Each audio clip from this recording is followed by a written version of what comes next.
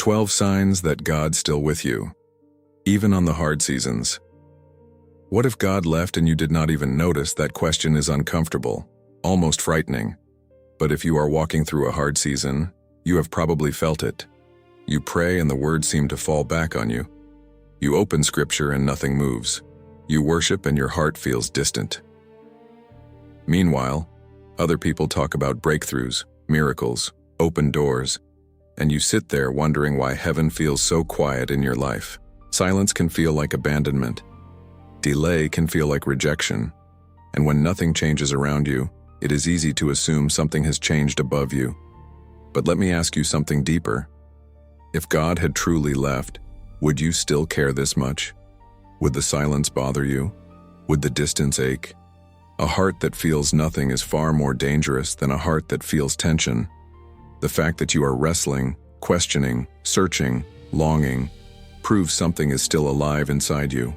Dead faith does not struggle. Indifferent hearts do not ask hard questions. Only connected hearts feel the weight of what seems missing. Maybe this season is not proof of absence. Maybe it is proof of transformation. When God grows you, He often shifts the way you sense Him. He moves you from emotional dependence to anchored trust, from constant reassurance to deeper resilience. And that shift can feel like silence. There are signs most believers miss in hard seasons, not loud signs, not dramatic miracles, but undeniable evidence that God has not stepped away from you. The first sign may surprise you because it does not look like strength. It looks like tension. You still feel the tension between giving up and holding on. There is a battle inside you. One voice says, "This is too much. Stop trying. Stop believing." Another voice whispers, "Stay. Hold on. Do not quit." That tension is exhausting. You wish it would go away. But what if that internal struggle is not a sign that you are losing faith, but proof that faith is still alive? If God were truly absent, you would not feel this pull. You would drift without resistance. You would not care enough to fight. Spiritual apathy is quiet and numb. It does not wrestle. It does not question. It simply disconnects. But you have not disconnected. You are tired, yes. Confused, maybe. Frustrated, often. Yet something inside you refuses to fully let go. You still think about God. You still turn to Him in moments of weakness. Even your doubts are directed toward Him. That tension is relationship. That wrestling is evidence. The struggle itself means the connection has not died. You are not fighting because God is far. You are fighting because something sacred is still at stake in your heart. And what is under attack is often what carries purpose. Stay with me, because the next sign is even more subtle. It hides in something you may have overlooked, especially when pressure rises. Your convictions haven't collapsed. Hard seasons have a way of exposing what is real and what was only convenient. When life is stable, it is easy to talk about faith, integrity, surrender. But when pressure increases, when disappointment stretches longer than expected, when prayers seem unanswered, that is when convictions are tested. And yet, here you are. You may be discouraged, but you have not abandoned what you believe. You may be questioning, but you have not redefined truth to fit your pain. You may feel weak, but something inside you still resists crossing certain lines. That resistance matters more than you realize. There are opportunities in hard seasons to compromise, to numb the ache with distractions, to justify bitterness, to slowly drift into attitudes you once warned others about. And perhaps you have been tempted, perhaps you even stepped close to the edge. But you felt it, that inner discomfort, that holy friction, that quiet correction that would not let you feel fully at peace with drifting too far. That discomfort is not condemnation, it is proximity. When God is near, He does not always remove the pressure. Sometimes He protects your core, He guards your foundation, He keeps your convictions from collapsing even when your emotions are unstable. If He had stepped away, your values would have quietly eroded. Your sensitivity would have dulled. You would not feel that internal alarm when you move in the wrong direction. But you still feel it, even when it frustrates you. You still care about honoring Him. You still desire alignment. You still want to live in a way that reflects something higher than your current mood. That is not accidental strength. That is sustained grace. Hard seasons test integrity, but they also reveal what God has already built in you. The storm does not create foundation, it exposes it. And the fact that your foundation is still standing, even with cracks and questions, says more about God's presence than 1,000 emotional experiences. Do not underestimate the quiet miracle of preserved conviction. It is one of the clearest signs that you are not alone. And yet sometimes God's presence is not seen in what remains, but in what was removed. The next sign may be hidden in a door that closed. Closed doors that protected you. There are prayers you prayed with urgency, opportunities you asked God to bless, paths you believed were the answer. And then the door closed, not gently, not gradually. It shut. The relationship ended, the offer disappeared, the plan unraveled. And at the time, it did not feel like protection. It felt like rejection. But distance has a way of revealing what emotion could not see. Sometimes the clearest sign that God is still with you is not what He allowed, but what He blocked. A no can be just as divine as a yes. A delay can be just as intentional as acceleration. Divine restraint does not feel comforting in the moment, but it often carries mercy you only understand later. Think about it. There are situations you once begged for that would have crushed you in your current state. There are environments that would have amplified your weaknesses instead of strengthening your character. There are people who would have anchored you to something smaller than your calling. You saw opportunity. God saw consequence. Hard seasons distort perspective. When something closes, we assume abandonment. We tell ourselves that if God were near, He would open doors, not shut them. But what if His closeness was the very reason the door did not open? Protection is rarely dramatic. It often feels like frustration. It feels like waiting. It feels like disappointment. But protection is still presence. If God were absent, you would have walked into everything you desired, whether it destroyed you or not. But you did not. Some doors refused to move. Some plans dissolved. Some paths collapsed before you stepped fully into them. That is not random. That is guarding.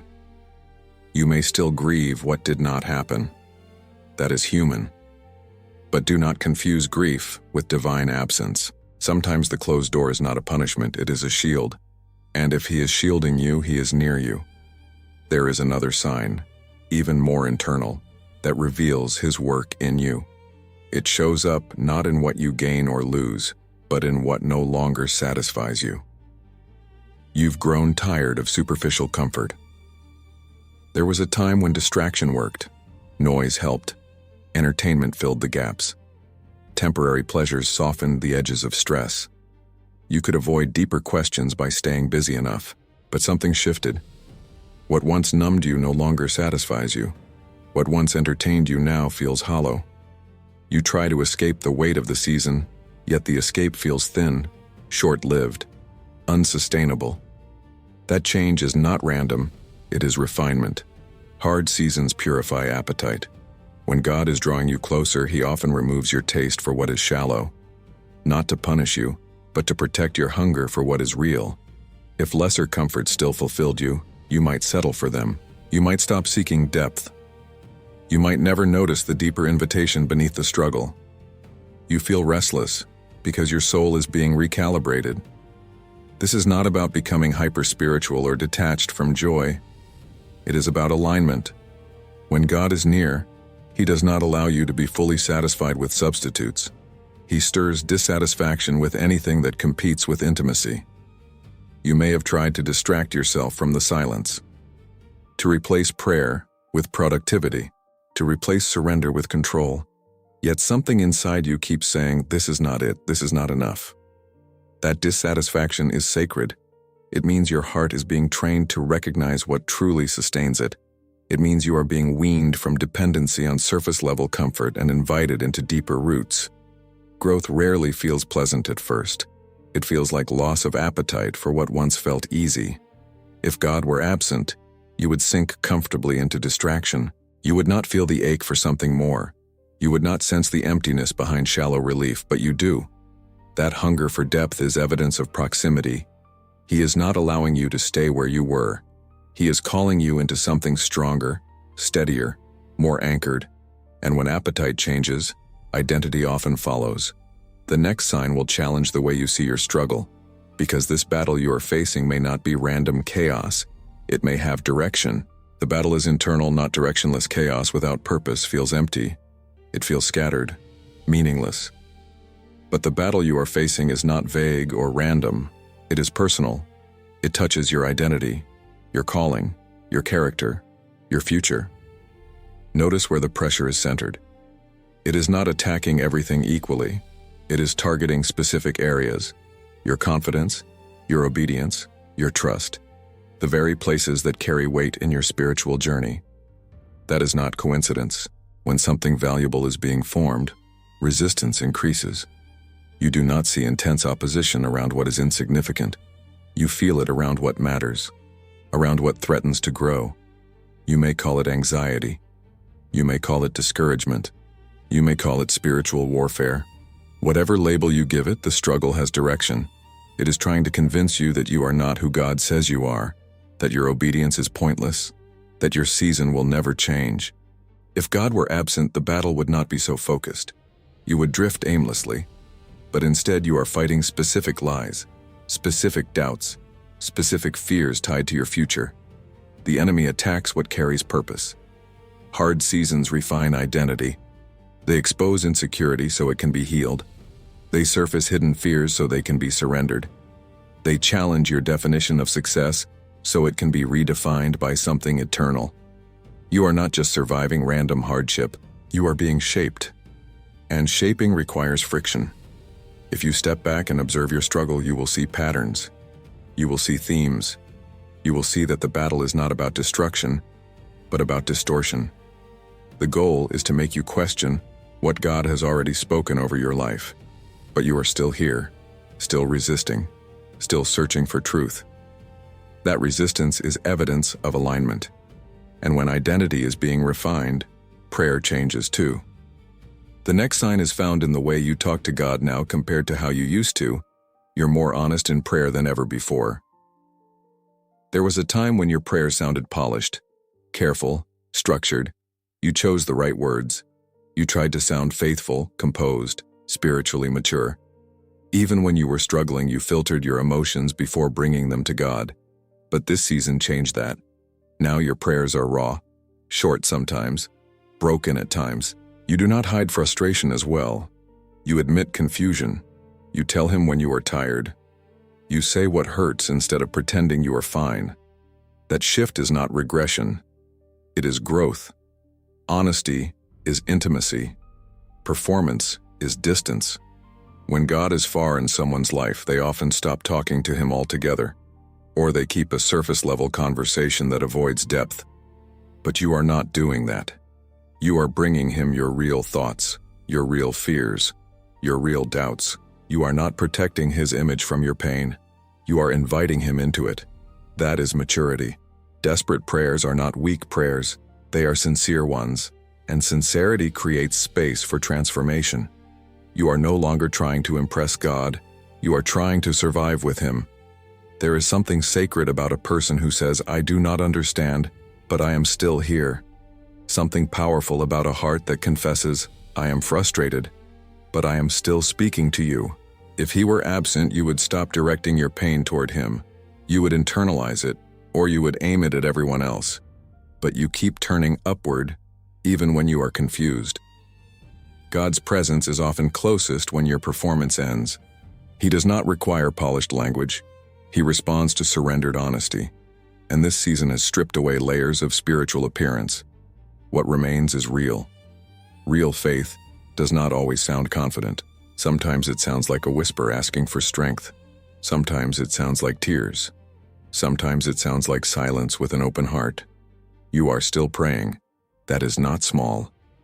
And there is another sign you may not recognize yet. It appears in moments when you thought you would break completely. Unexpected strength in moments you should have broken. There were moments in this season when you were certain you would not make it through. The news hit harder than you expected. The disappointment cut deeper than you admitted. The waiting stretched longer than you prepared for. You told yourself, "This might be the thing that finally breaks me." And yet, you are still standing. Not untouched, not unaffected, but standing. That is not denial. That is grace. You may not feel strong. In fact, you probably feel fragile. But fragility and resilience can coexist. Strength is not always loud. It does not always look like confidence. Sometimes it looks like showing up again the next day. Sometimes it looks like choosing not to quit when quitting would be easier. There were nights you thought you would collapse under the weight of your thoughts. There were conversations that could have shattered your hope. There were disappointments that could have hardened your heart. But something held you. You cannot fully explain it. You did not manufacture it. You did not plan it. Yet in the moment when your emotions peaked, when fear rose, when exhaustion screamed, you did not completely fall apart. That holding power is not random. If God were absent, the pressure would have crushed you. You would have spiraled without anchor. But even in your weakest state, something steadied you. Maybe it was a quiet thought. Maybe it was a verse that surfaced unexpectedly. Maybe it was a small reminder that you are not alone. Grace often disguises itself as survival. You think you are barely making it. Heaven sees sustained strength. You think you are fragile. Heaven sees resilience forming beneath the surface. Hard seasons do not always remove the weight. Sometimes they increase your capacity to carry it. And if your capacity has grown even slightly, that growth is evidence of presence. There is another subtle sign emerging in you. It shows up in your heart's response to pain, not just your endurance through it. Your sensitivity has increased. Not decreased. Pain can harden a person. It can make you cynical, guarded, distant. It can convince you that caring deeply is too risky, that loving openly is unsafe, that feeling too much is weakness. But that is not what happened to you. This season has made you more aware, more tender. You notice the struggles of others more quickly. You feel compassion where you once felt impatience. You recognize silent battles in people's eyes because you have fought your own. You cry easier now, not because you are fragile, but because you are awake. There is a difference. Hard seasons sometimes refine empathy. They carve space in your heart for understanding. They soften sharp edges. They teach you how to sit with someone else's pain without rushing to fix it. If God were absent, bitterness would grow unchecked. You would become numb to protect yourself. You would shut down emotionally to survive. But you did not shut down. You became more sensitive. Sensitivity is not weakness. It is sanctification. When God works closely in a life, He often enlarges the heart. He teaches you to see through different lenses. He slows you down enough to notice what you once ignored. And though that sensitivity makes you feel exposed, it also makes you more aligned with His character. Compassion mirrors Christ. The fact that hardship did not turn you into someone cold or indifferent says something powerful. It says the fire refined rather than destroyed. It says the pressure softened rather than shattered. That kind of transformation does not happen in isolation. It happens in proximity. And as your heart changes, something else may also be shifting. The labels and identities you once depended on may not feel as stable anymore. The next sign is uncomfortable because it feels like loss before it feels like growth. You're being detached from what once defined you. There were titles you carried with confidence, roles that gave you identity, achievements that made you feel secure, relationships that affirmed who you believed you were.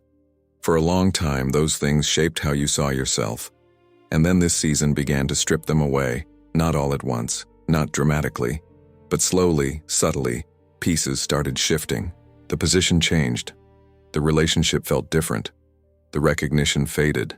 The certainty around your role became unclear. It feels like loss. It feels destabilizing. It feels unfair. But detachment is not always destruction. Sometimes it is reconstruction. When God is near, He refuses to let your identity rest on fragile foundations. He will gently, and sometimes firmly, remove what you leaned on too heavily. Not because those things were evil, not because they had no value, but because they were never meant to carry the full weight of who you are. If your sense of worth depends on something that can disappear, then your peace will disappear with it. So he loosens your grip. It feels uncomfortable because you are in between definitions. You are no longer who you were, but you do not fully see who you are becoming. The in-between space feels empty, but it is sacred. Identity stripping feels like losing yourself. In reality, it is finding yourself anchored in something deeper. If God were absent, you would cling harder to the labels. You would fight desperately to preserve every external marker. But instead, something inside you is learning to release. Not easily, not perfectly, but gradually. That release is not weakness, it is alignment. You are being taught to define yourself by presence, not position. By calling, not applause. By character, not circumstance. And when identity shifts, preparation begins. There is another sign unfolding quietly within you. It may not be visible to others yet, but it is shaping your future more than you realize.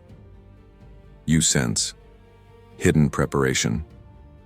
On the surface, it may look like nothing is happening. No dramatic breakthroughs, no visible promotions, no sudden changes that signal progress. From the outside, this season might appear stagnant, but inside, something is shifting. You are thinking differently, responding differently. You pause before reacting. You discern motives more clearly. You recognize patterns you once ignored. Your standards are rising. Your boundaries are strengthening. Your tolerance for what drains you is decreasing. That is not accident. That is preparation. Growth rarely announces itself loudly. It unfolds quietly in decisions no one applauds, in disciplines no one sees, in small acts of obedience that feel insignificant but accumulate over time. You are being trained. Isolation has taught you self-awareness. Disappointment has taught you discernment. Waiting has taught you patience. Loss has taught you clarity. These are not random lessons. They are building blocks. If God were absent, you would remain unchanged through the pressure. You would repeat the same reactions, the same cycles, the same mistakes. But you are not the same person you were at the beginning of this season. Something matured. You may not yet see the platform. You may not yet understand the opportunity ahead. But preparation often feels like hidden work before visible elevation. It feels like repetition, like obscurity, like internal restructuring. Yet foundations are being reinforced. When a structure is meant to rise higher, the base must be strengthened first. That strengthening process is rarely glamorous. It feels slow. It feels unnoticed. But it is essential.